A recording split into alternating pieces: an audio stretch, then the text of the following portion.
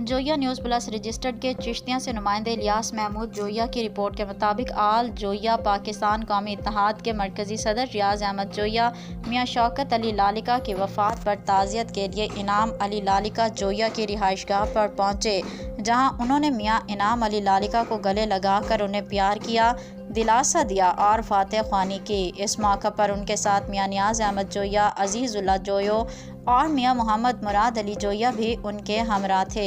उन सब ने बाद में मियाँ शौकत अली ख़ान की कब्र मुबारक पर जाकर फातह ख्वानी की और काफ़ी देर तक मियाँ शौकत अली ख़ान लालिका की कब्र पर खड़े रहे। जाते हुए मियाँ इनामुल्लाह को एक बार फिर गले लगाकर प्यार किया और कहा कि अल्लाह ताला आपके वालिद मोहतरम की मग़फ़िरत फरमा कर उनके दर्जात बुलंद फरमाए और आपको सब्र जमील अता करे।